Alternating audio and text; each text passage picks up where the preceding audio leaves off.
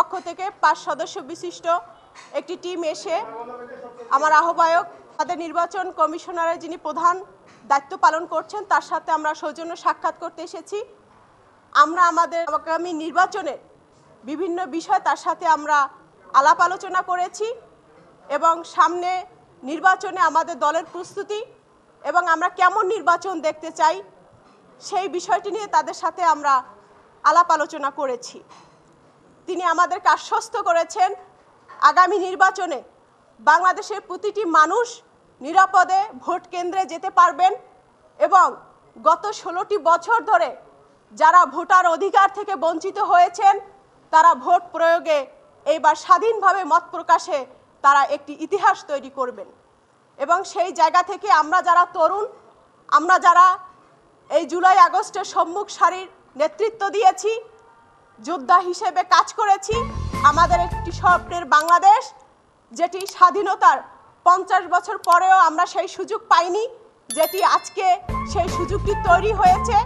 আমরা আমাদের আগামীর বাংলাদেশকে নতুনভাবে সমৃদ্ধিভাবে আমরা সাজানোর জন্য, ঢেলে সাজানোর জন্য বাংলাদেশ আম জনগণ পার্টি নির্বাচনে তরুণরা প্রতিনিধিত্ব করবেন এবং সেই জায়গা থেকে আমরা ফিল্ড ওয়ার্ক করছি এবং আমাদের নেতাকর্মীরা উৎসুক মুখে এবং উৎসুক হিসেবে কাজ করছেন।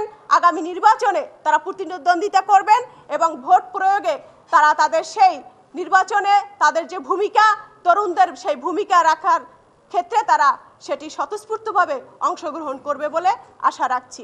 প্রিয় বন্ধুগণ, আপনারা জানেন 5ই আগস্টের পরে গণঅভ্যুত্থানের মধ্য দিয়ে আমাদের রাজনৈতিকভাবে যে বিপ্লব তৈরি হয়েছে, সেই পলিটিক্যাল রেভলিউশনের ফলে অনেক নতুন রাজনৈতিক দলের আত্মপ্রকাশ হয়েছে।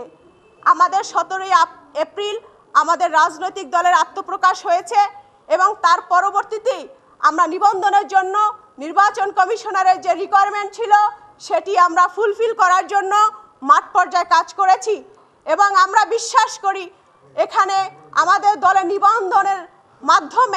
নিবন্ধন দেওয়ার মাধ্যমে গণতন্ত্র চর্চা করার সেই সুযোগ আমাদের করে দিবে। এটি আমার বক্তব্য ছিল।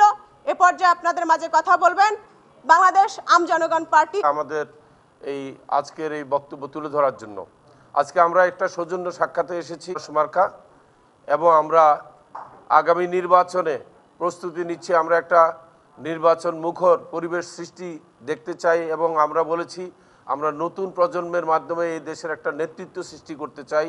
আমার যে বিশ্বাস জন্মেছে ওনার সাথে আলাপ করার পরে, মাননীয় প্রধান নির্বাচন কমিশনার সাহেবের সাথে আলাপ করার পরে আমার ভিতরে যে আস্থা তৈরি হয়েছে আগামী নির্বাচন হবে,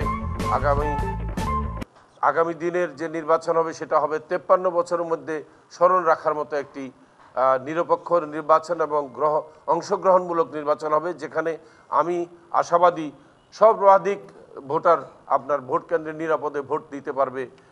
এই বিষয়ে ওনার থেকে আমরা আশ্বাস পেয়েছি এবং এই জন্য আমি অত্যন্ত আনন্দিত এবং আমি ওনাকে বলেছি যে আমাদেরকে যদি যথাযথ নিয়ম মেনে আমাদেরকে যদি নিবন্ধন দেওয়া হয় আমরা রাজনীতিতে একটা নতুন চমক সৃষ্টি করতে চাই, একটা নতুন ধারা আনতে চাই রাজনীতিতে। এই ছিল ওনার সাথে আমাদের আজকে আলোচনার মোটামুটি সংক্ষিপ্ত সময়টা আমরা কাটিয়েছি ওনার সাথে। আপনাদের সবাইকে এই জন্য ধন্যবাদ আমাদের কথাগুলো গণমাধ্যমে প্রচার করার জন্য। ধন্যবাদ।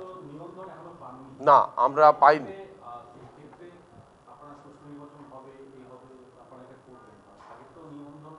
আমরা আশাবাদী। উনি বলছেন নির্বাচনের একটা কমিটি আছে, সেই কমিটির একজন প্রধান আছে, ওনার নাম বলছে, ওনাদের মাধ্যমে এটা হবে, যাচাই বাছাই হবে। তবে যেই কমপ্লিয়েন্সেসগুলো চাওয়া হয়েছে আমরা সেটা পরিপূর্ণ করেছি। 103টি উপজেলা, আপনার 23টির মতো জেলা আমরা জমা দিয়ে আরও আমরা 200-র উপরে রেডি রেখেছি। যেটা তাদের চাওয়া ছিল 22 জন, এটা আমরা জমা দিয়ে দিয়েছি। ধন্যবাদ।